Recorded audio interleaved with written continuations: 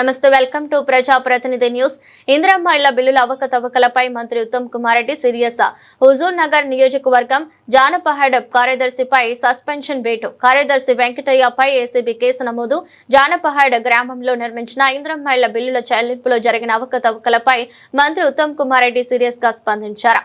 అవకతవకల విషయం వైరల్ అయిన వెంటనే సదరు కార్యదర్శి వెంకటయ్యను సస్పెండ్ చేయడంతో పాటు ఏసీబీ కేసు నమోదు చేయాలంటూ జిల్లా కలెక్టర్ను మంత్రి ఉత్తమ్ కుమార్ రెడ్డి ఆదేశించారు. తక్షణమే రంగంలోకి దిగిన జిల్లా కలెక్టర్ తేజస్ నందలాల్ పవార్ సదరు కార్యదర్శి వెంకటయ్యను సస్పెండ్ చేయడంతో పాటు ఏసీబీ అధికారులు కేసు నమోదు చేశారు.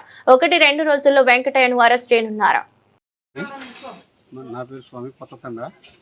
కార్యదర్శి నగర్ 20 వేలు అడిగిండు. 20 వేలు అడిగితే నేనేం చెప్పినానంటే నాకు అంత ఇల్లు సార్, నా 4 పిల్లవాళ్ళు, నా ఇల్లు ఎక్కువ కూడా లేదు కదా సార్, నేను ఎందుకు ఇవ్వాలి 20 వేలే నేనంటే ఇవ్వాల్సిందే తప్పదు అన్నాడు.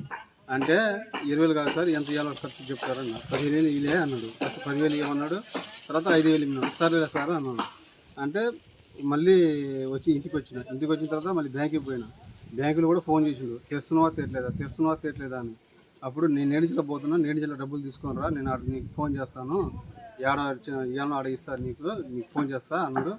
అందుకే నేను ఈ అంత రభస ఎందుకు, ఆయనకి 20 వేలు ఇచ్చేది ఎందుకు, ఆ 20 వేలు నాకు సులభ పడుతుంది అని కలెక్టర్ గారికి పోయింది.